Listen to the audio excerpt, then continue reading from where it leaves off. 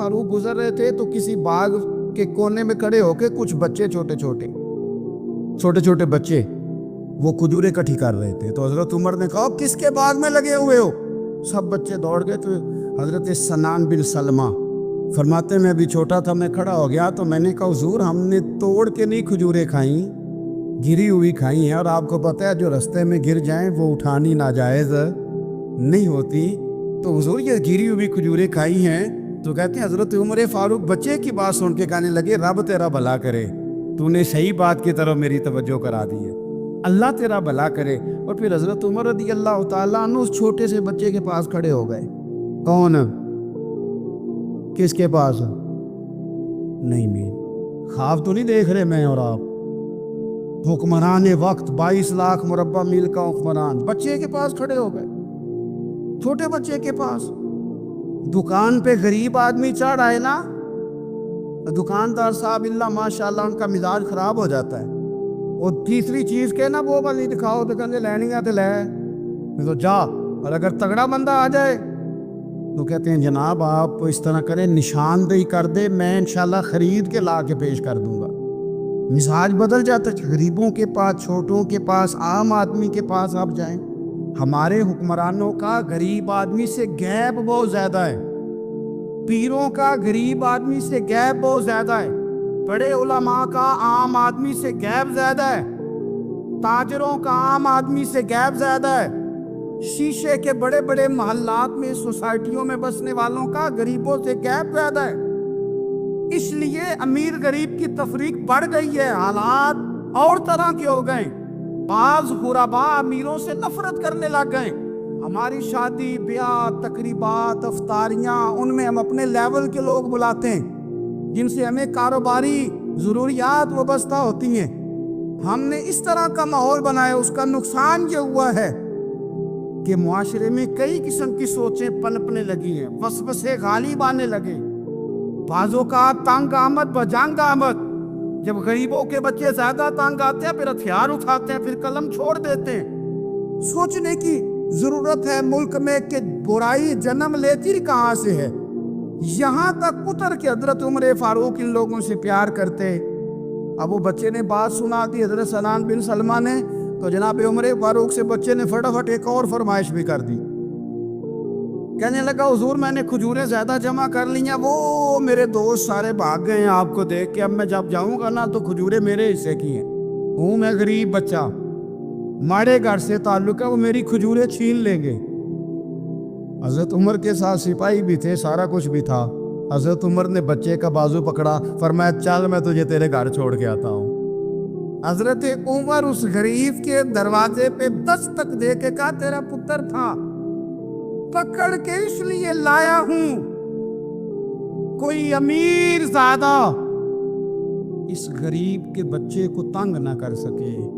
अल्लाह कोई एक भेजना हजरत फारूक आजम का मानने वाला जो गरीब के बच्चे का बाजू थामे और उसे कहे कि कोई अमीर ज़्यादा इस पर जुल्म नहीं करेगा, कोई इसे थप्पड़ नहीं मारेगा, कोई इसके हिस्से के नंबर नहीं लेगा, कोई इसकी जगह रिश्वत दे के नौकरी पे नहीं बैठ जाएगा, कोई इसकी जगह पैसे दे के आगे नहीं बढ़ जाएगा। कोई आए ना जो अश्क शोई करे, जो आंसू पूछे लोगों के, लेकिन यहाँ तो मंजिल उन्हें मिली है जो शरीके सफ़र न।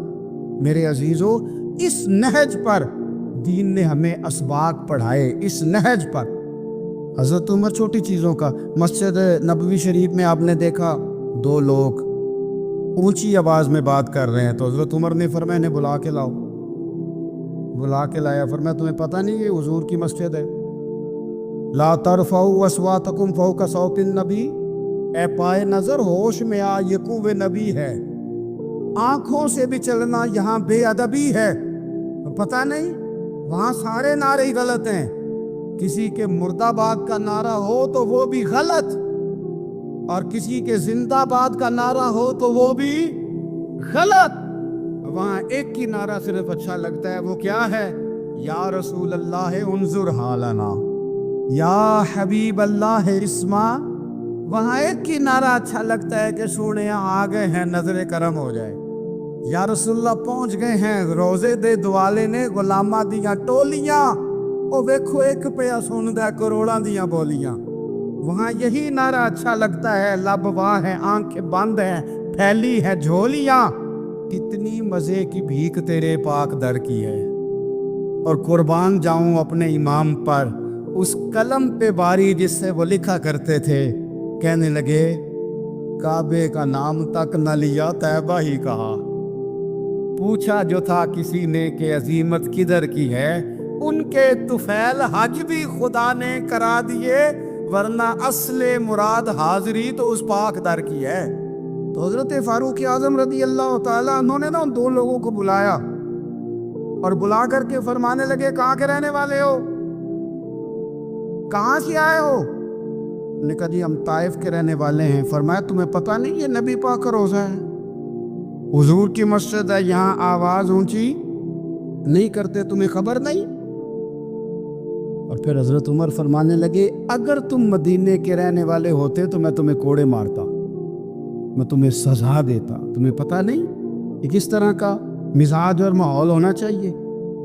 تو حضرت فاروق اعظم رضی اللہ تعالیٰ عنہ کی جو خدمات ہیں، آپ تو بازاروں میں جب جاتے تھے نا تو فرماتے تھے ہمارے بازار میں صرف وہ بندہ آ کے کام کرے جو دین کا علم جانتا ہے، جسے تجارت کے اصول پتہ ہیں وہ آئے، دوسرے کو بیٹھنے نہیں دیتے تھے، اپنے مزاج کے لحاظ سے، اپنی طبیعت کے لحاظ سے مخلوق کے لیے دلوں میں نرمی رکھتے، مزاج میں نرمی۔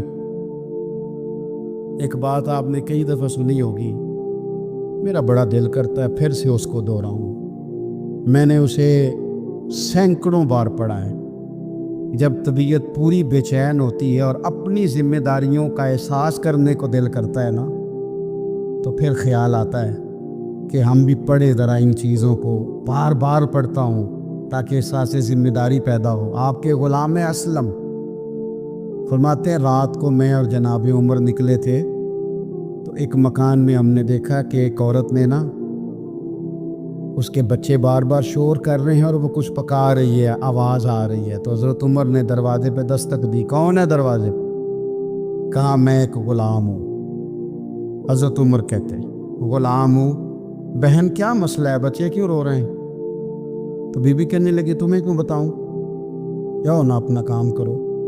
حضرت عمر نے اصرار کیا تو تلخ لہجے میں، جس سے غصہ نہیں کر جاتے حکمران، councillor, chairman, M P M N ناراض نہیں ہو جاتے، اس تلخ لہجے میں بی بی کہنے لگی دعا کرو اللہ میرے اور عمر کے درمیان قیامت میں فیصلہ کرے۔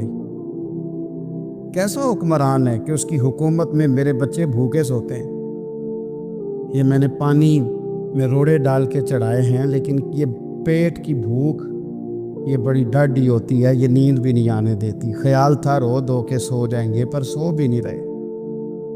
حضرت فاروق اعظم دوڑے گئے، گھر سے سامان، اناج، غلہ کندھے پہ رکھا، خادم کہتے ہیں میں نے کہا کہ مجھے دے دیں، فرمانے لگے چل تو وعدہ کرنا قیامت میں بھی میرے بوجھ اٹھائے گا۔ کہ حضور نہیں، وہ تو میرے بس کی بات نہیں۔ فرمایا پھر مجھے کرنے دے۔ دوڑے آئے، اس خاتون کے دروازے پر لا کے وہ چیزیں رکھی، کہا بہن اگر تو پردہ کر لے تو یہ غلام نہ آج کھانا پکا دے تیرے بچوں۔ پھر وہ گھی چڑھا کے، چینی ڈال کے، کچھ سامان پکتا تھا وہ کھانا پکایا۔ غلام کہتے ہیں جب پھونکے مارتے تھے تو داڑھی سے دھواں نکلتا تھا، آگ جلاتے تھے دھواں نکلتا، پھر کھانا پکایا، پھر ان بچوں کو کھلایا۔ پھر حضرت عمر فاروق رضی اللہ تعالیٰ عنہ تھوڑے پیچھے بیٹھ گئے تو بچوں کے ساتھ اس طرح کی باتیں کرنے لگے کہ وہ ہنس پڑے۔ جناب اسلم کہتے بچے اس بیوہ کے ہنستے تھے، بچے ہنستے تھے اور عمر روتے تھے۔ جب وہ ہنستے تھے تو فاروق روتے تھے، پھر وہ بچے آہستہ آہستہ لیٹنے لگے، اور جب وہ سونے کی طرف بڑھنے لگے تو حضرت عمر کہنے لگے بہن میں جاؤں؟ کہنے لگی رب تیرا بھلا کرے، میرا کلیجہ پھٹ جاتا اگر میرے بچوں کو آج شام بھی روٹی نہ ملتی۔ تو سیدنا فاروق اعظم رضی اللہ تعالیٰ عنہ کہنے لگے پھر تو میرے لیے دعا کرے گی؟ کہنے لگی میں دعا کرتی ہوں، اللہ عمر کی جگہ تیرے جیسا کو نیک آدمی بٹھا دے تو حضرت عمر کہنے لگے ایک چھوٹی سی گزارش بھی مان لو گی؟ کا کیا؟ فرمانے لگے کوئی یہ میری خدمت اگر پسند آئی ہے تو عمر کو معاف نہیں کر دیتی؟ غلطی ہو گئی، اسے پتہ نہیں تھا۔ اپنے منہ سے کہنے لگے سیانا بھی نہیں، باشعور بھی نہیں، اسے چاہیے تھا خلافت کی ذمہ داریاں نہ لیتا۔ لیکن حضرت صدیق نے کہا تو وہ مان گیا، لیکن بہن میں اسے جانتا ہوں، بزدل بڑا ہے، کمزور بڑا ہے، ضعیف بڑا ہے، اگر تو قیامت میں اس کی شکایت لگائے گی تو بڑا کمزور پڑ جائے گا، اس کے لیے مشکل ہو جائے گا۔ تو کہنے لگی اچھا اگر تو اتنی سفارش کرتا ہے تو جا، میں نے عمر کو معاف کیا۔ حضرت فاروق اعظم نے چہرے سے کپڑا ہٹایا تو بی بی کہنے لگی اوہو آپ عمر ہیں؟ آپ فرمانے لگے میں جو بھی ہوں تو وعدہ کر چکی ہے کہ تو نے عمر کو معاف کیا۔ پھر باہر نکلے اور اپنے خادم جناب اسلم سے کہنے لگے 2 بندے اور بلا اور انہیں گواہ بنا کہ میں نے اس غریب کے روتے بچے ہنسائے ہیں، تو جا کے ان کو بتا میں نے وہ ہنسائے ہیں، اس کے بھوکے بچوں کو میں نے روٹی کھلائی ہے، اور تو گواہ ہو جا کہ اس بی بی نے خود کہا ہے بغیر جبر کے، میری گزارش پہ کہا ہے کہ میں نے عمر کو معاف کی۔ کیوں نہ ہم بھی اپنی اپنی ذمہ داریوں کا احساس کر لیں، کیوں نہ ہم بھی جہاں جہاں ہماری ڈیوٹی ہے ہم بھی وہاں غور کر لیں، کہیں ایسا تو نہیں کہ ہم بھی کمزور پڑ گئے ہیں، ذمہ داری تو لے لی ہے پر اب ہم ادا نہیں کر پا رہے۔ ایک صحابی تھے حضرت جناب سیدنا خفاف بن ایما غفاری رضی اللہ تعالی، انہوں نے بڑا کردار ادا کیا تھا میدان احد میں، انہوں نے اور ان کے صاحبزادے نے۔ تو ان کی بیٹی ایک دن حضرت عمر کے پاس آئی، اب وہ بیٹی بیاہ کے جا چکی تھی، اس کی شادی ہو گئی تھی۔ حضرت خفاف بن ایما رضی اللہ تعالیٰ عنہ کی صاحبزادی اپنے سسرال چلی گئی تھی، وہاں اس کا خامد انتقال کر گیا۔ وہ خاتون واپس آ گئی، وہ حضرت عمر سے ملی، بیوہ عورت۔ اس بیوہ خاتون نے آ کے یہاں تو میرے بھائی وہ فوجی بیچارے جن کی بیویاں، جن کو ایک تقریب میں تو خوب ایوارڈ دینے کے لیے بلایا جاتا ہے، میں نے یتیمی کا وقت گزارا ہے، مجھے پتہ ہے کہ 2-4 مہینے لوگ آ کے کہتے ہیں کوئی حکم ہوا تو 10 آ جائے، پھر جب 1 سال گزر جاتا ہے تو پھر لوگ کہتے ہیں 4 بھرا نے کام کیوں نہیں کر دے؟ تو ایسے تو نہیں نا کہ ابا ایسے ہی چلا گیا تھا، بڑا کچھ دے کے گیا ہے، کدھر ہے فلانی چیز؟ لوگوں کا نظریہ تھوڑے عرصے کے بعد اور ہو جاتا ہے۔ آپ نے بڑے بڑے شہداء کے گھروں میں ایوارڈ تو دیے، کیا کبھی آپ نے پلٹ کر دوبارہ غور کیا کہ ان کے بچے کہاں ہیں، ان کی بیوہ کس حال میں ہے؟ وہ زمانے کی تیز دھوپ اور تیز آندھی کا مقابلہ کیسے کر رہے ہیں؟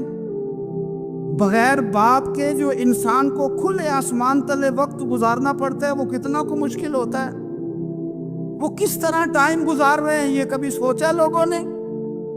یہاں تو نرنگیے سیاست دوراں تو دیکھیے منزل انہیں ملی ہے جو شریک سفر نہ تھے، جو نکلے ہی نہیں تھے وہ منزل تک پہنچ گئے، اور جنہوں نے جوانیاں گزار دی وہ رستے میں رہ گئے۔ حضرت خفاف بن ایما کی صاحبزادی بیوہ ہو کے آ گئی، بچے ساتھ تھے، سر راہ جناب عمر سے ملی اور مل کے کہنے لگی حضور میں اس صحابی کی بیٹی ہوں جنہوں نے احد والے دن اپنے بیٹے کے ساتھ مل کے محاصرہ کیا تھا، بچے میرے یتیم ہو گئے ہیں، میں بیوہ ہوں۔ حضرت فاروق اعظم رضی اللہ تعالیٰ عنہ نے فہرست نہیں مانگی، خرچے کی ڈیٹیل نہیں مانگی، تم آنا فلانے سے ملنا، پرسوں 9 بجے آ جانا دفتر، یہ کوئی بات نہیں کی۔ حضرت عمر غور سے کھڑے، اس بیٹی کی بات سنی، چھم چھم سیدنا فاروق کی آنکھوں سے آنسو گرے، دوڑ کے گھر گئے، ایک اونٹ نکالا، وہاں سے مال غنیمت کا مال کے بھر کے 2 بوریاں، اور بوریوں میں کیا تھا؟ چاندی بھی تھی، नकदी पैसे भी थे, कुछ जरूरत का सामान भी था, गल्ला भी था। तो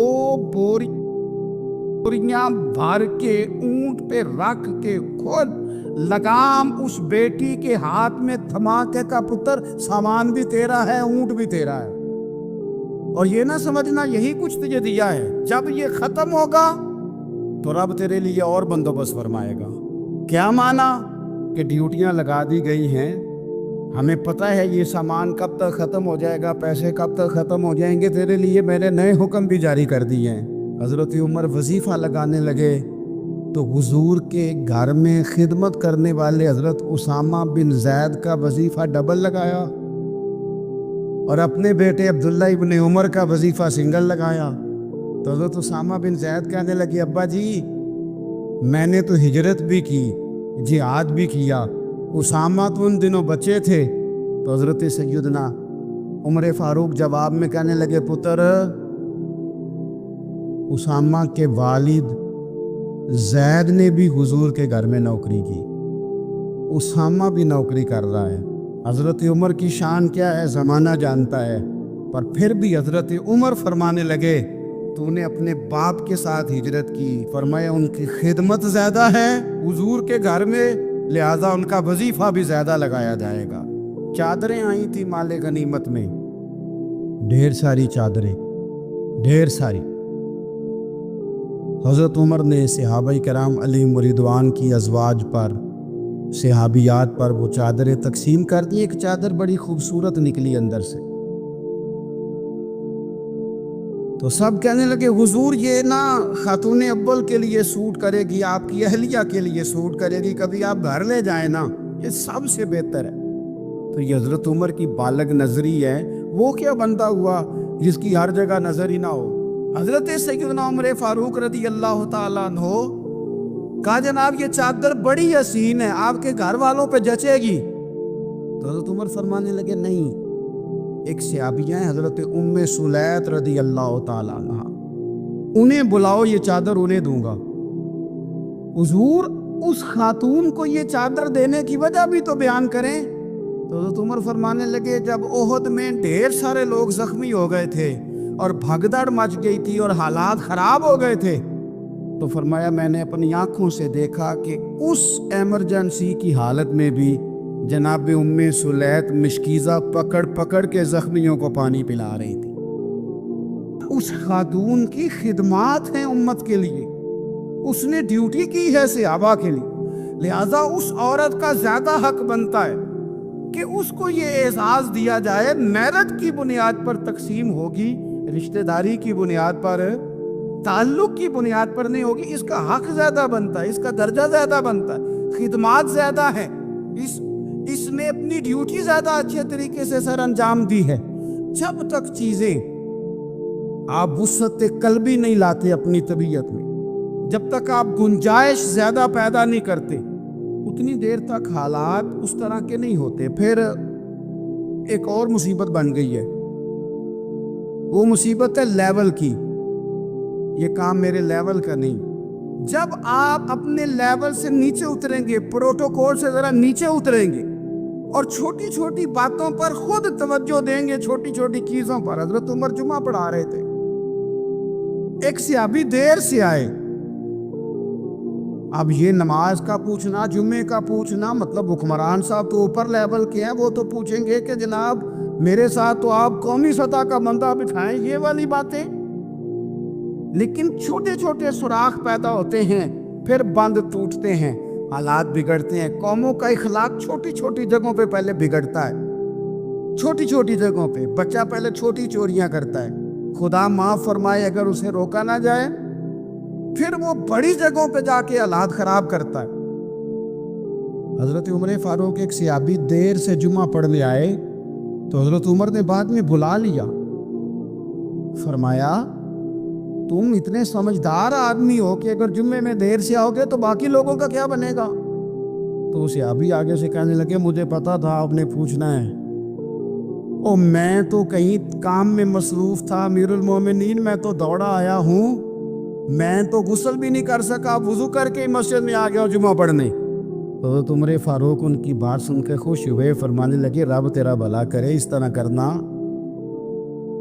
آئندہ جمعہ پڑھنے آنا تو غسل کر کے آنا، میرے نبی پاک نے غسل کرنے کا ارشاد فرمایا جمعے والے دن، غسل کر کے آنا۔ لیکن سنو نا یار، ضرورت کس چیز کی ہوتی ہے؟ اللہ کے محبوب اللہ کی بارگاہ میں دعا کرتے، اے اللہ ایک وقت روٹی دینا، ایک وقت فاقہ دینا۔ اے اللہ جب تو روٹی دے تو میں تیرا شکر ادا کروں، جس دن تو کھانا دے، رزق دے، اور جس دن فاقہ ہو میں تیری بارگاہ میں التجا کروں۔ صرف میٹھا کھانا ہی سنت نہیں، فاقہ کرنا بھی سنت ہے۔ صرف مسواک سے دانت صاف کرنا ہی سنت نہیں، دل صاف رکھنا بھی سنت۔ اور میرے عزیز، ہم نے کیا کیا؟ چند 4-5 چیزوں کو یاد کر لیا، اور جو ہمہ پہلو زندگی تھی، ہمہ پہلو سمجھے ہی نہیں۔ رسول اللہ صلی اللہ تعالیٰ علیہ وسلم نے نماز پڑھائی تو صحابہ فرماتے ہیں یہ منظر ہمارے لیے انوکھا تھا کہ جلدی سے حضور تشریف لے گئے، ہم نے کبھی دیکھا نہیں تھا۔ ہر معاملے میں بڑا اطمینان، تشریف رکھتے سرکار، لیکن جلدی چلے گئے۔ اور پھر اس پر کمال یہ کہ واپس بھی جلدی آ گئے۔ اور کریم اپنے غلاموں کے دلوں کی کیفیات کو سب سے بہتر جاننے والے ہیں۔ حضور جانتے تھے کہ ذہنوں پر سوال ابھر آیا ہے کہ محبوب اتنی جلدی گئے، اتنی جلدی آئے۔ کریم فرمانے لگے تم سوچتے ہوگے میں کیوں جلدی گیا، میں کیوں جلدی آیا؟ فرمایا کچھ سونا آیا تھا، سارا بانٹ دیا، تھوڑا سا گھر میں پڑا رہ گیا تھا، نماز پڑھی ہے تو یاد آیا ہے، ذرا جلدی سے گیا ہوں، وہ بھی خیرات کر کے آیا جلدی سے۔ نبی کریم علیہ السلام نے گھر میں دولت کو تو جمع ہی نہیں ہونے دیا، تو جمع ہی نہیں ہوئی بھائی، وہ تو جلدی سے بانٹ دی۔ فاقہ سکھایا کیا حضور؟ موسم بھی بڑا خوبصورت ہے اور آپ اتنے زیادہ ذوق شوق سے بیٹھے ہیں، اور میں نوجوانوں کے چہروں پر اس قدر زیادہ تازگی دیکھ رہا ہوں، میرا بھی دل کرتا ہے ذرا بڑی بڑی باتیں کروں، ذرا بڑی باتیں کروں، میں دل کی بات کر دوں، کہو تو راز حیات کہہ دوں، حقیقت کائنات کہہ دوں، وہ بات کہہ دوں جو پتھروں کے دلوں کو بھی پاش پاش کر دے۔ سنو نا جوانوں، ہمیں چھوٹا کر دیا گیا، برادری کی، قبیلے کی، ملک کی، اور چھوٹی چھوٹی چیزوں میں الجھا دیا گیا ہے۔ بازو تیرا توحید کی قوت سے قوی ہے، اسلام تیرا دیس ہے، تو مصطفی بھی ہے۔ بڑی بات سکھائی ہے نبی پاک نے اپنی اولاد کو، بڑا حوصلہ، بڑا ظرف، صرف ذات کے لیے نہیں سوچنا، ملت کے لیے سوچنا ہے، عقیدے کے لیے سوچنا ہے، نظریے کے لیے سوچنا ہے، دین کے لیے سوچنا ہے۔ عالمی سوچے نبی پاک نے اپنی اولاد کو دی۔ جوانوں، میرا رب نہ بندے کے گمان کے قریب ہوتا ہے۔ حضور فرماتے ہیں تو جیسا گمان کرتا ہے مالک بھی تیرے ساتھ ویسا ہی معاملہ کرتا ہے۔ چھوڑ دے صرف اپنے لیے سوچنا، تو سب کے لیے سوچ، اللہ تجھے توفیق دے گا، سب کے ساتھ خیر کر دے گی۔ تو قومی سوچے پیدا کر، عالمی، ملی، دین کے لیے، جیتوں میں سمتوں میں بند نہ ہو، قید نہ ہو، بڑا حوصلہ، بڑا ظرف۔ یہ دیکھو رسول اللہ صلی اللہ تعالی علیہ وسلم اپنی اولاد کو کیا سبق دیتے۔ حضور ایک سفر سے واپس آئے، وجود مبارک پر آثار سفر ہے، تھکان ہے، کئی دنوں کا سفر ہے۔ سیدہ طیبہ طاہرہ مخدومہ کائنات، وہ علی کے گھر کی ہے عزت، علی سے سنتے ہیں، وہ نبی کے گھر کی ہے عزت، نبی سے سنتے ہیں، وہ جس نے معزز کیا گھرانے کو، حسین پال کے جس نے دیا زمانے کو۔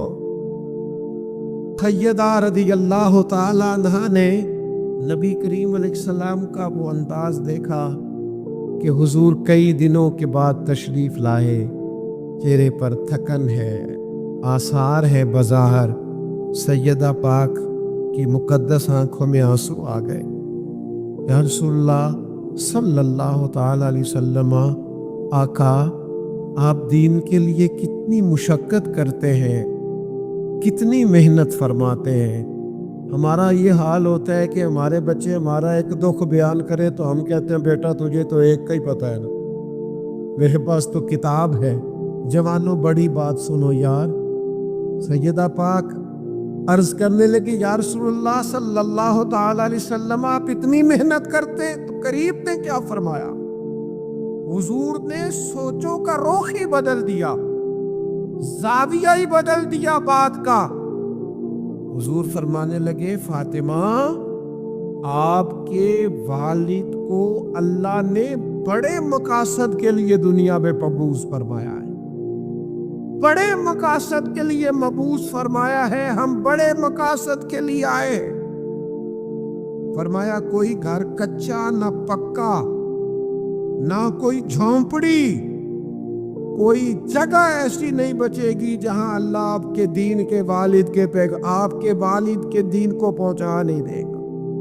پیغام دین ہر جگہ پہنچے گا۔ حضور نے جو سوچیں عطا کی ہیں وہ بڑی عطا کی۔ وَالَّذِي أَرْسَلَ رَسُولَهُ بِالْهُدَى وَدِينِ الْحَقِّ لِيُظْهِرَهُ عَلَى الدِّينِ كُلِّهِ۔ ہر جگہ دین پھیلے گا، ہر جگہ۔ مسلمانوں نہ گھبراؤ، خدا کی شان باقی ہے، ابھی اسلام زندہ ہے، ابھی قرآن باقی ہے۔ یہ کافر کیا سمجھتے ہیں جو ہم سے روز الجھتے ہیں؟ ابھی تو کربلا کا آخری میدان باقی ہے، انقلاب آنا ہے۔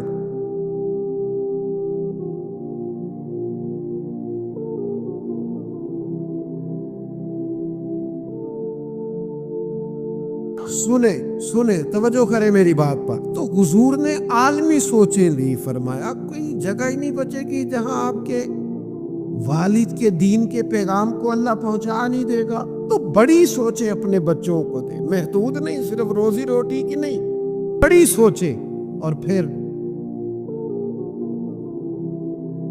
نبی کریم علیہ السلام نے نا جد و جہد سکھائی ہے، کوشش کرنا سکھایا ہے۔ نوجوانوں ہم نے سہارے نہیں ڈھونڈنے، میرا فلاں رشتہ دار امیر ہے تو اگر میرے ساتھ اس کا تعلق بن جائے تو بات بن جائے گی۔ نہ، اپنی دنیا آپ پیدا کر۔ اگر زندوں میں گردن کو جھکا دیتا ہے خیرات کا پتھر،